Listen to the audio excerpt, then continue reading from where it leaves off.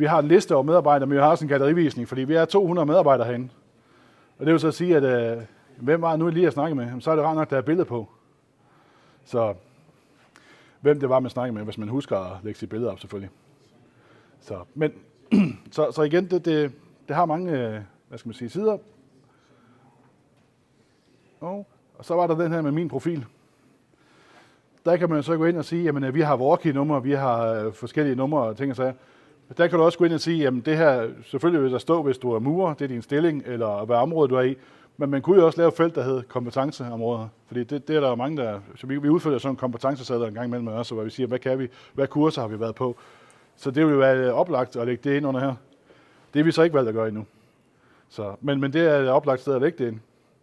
Og du kan gå ind og sige, hvad vil jeg se på min, og hvad vil jeg have notifikationer om.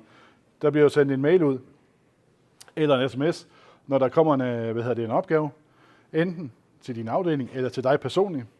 Du kan også gå ind og få en notifikation om, hvis der er ændringer på status. Det vil så sige, en opgave, du har lavet, så er det rart nok at vide, at nu er den færdig.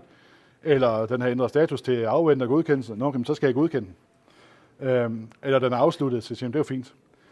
Det allervigtigste, vil jeg sige, det er den, der hedder tilknyttet kommentar. Så det vil så sige, hvis jeg har lavet en opgave, eller en dyrepasser har lavet en opgave, og jeg skriver, jamen, så er det jo rart, at de får en notifikation ud på deres telefon eller deres mail, at nu er der altså en kommentar på den opgave, de har lavet herinde i systemet, så de ikke skal logge ind og kigge, men de faktisk lige får sådan en ind. Okay, men den kommer først om 14 dage, den pump der. Okay, fint, så behøver jeg ikke spørge. Og så skal de ikke gøre mere ved det.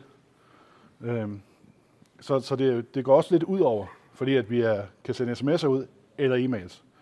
Har alle medarbejdere i SU et login til det? Ja. 79 kroner nu? Ja, men når vi er ved den størrelse, så laver vi noget rabat. Okay. Ja, og igen, de har været med til at betale og udvikle det, så de har en god rabat. Så. Hvor meget er du ansat i Zoologisk Have, og hvor meget er du device? Altså, jeg er fuldtid ansat i Zoologisk Have, og lige i dag, der har jeg købt min egen tid, så jeg er betalt for det her også, og så har jeg lejet mig selv. Så ellers så er det efter arbejde, så jeg arbejder aften og nat og weekender.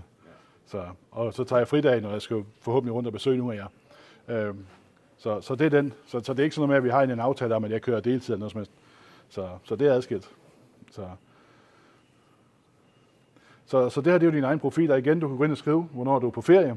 Fordi så får du ikke nogen beskeder ud på din mail eller din telefon. Så bliver du ikke forstyrret, når du er på ferie. Og de andre kan se herinde, om jeg er på ferie, eller Peter er på ferie.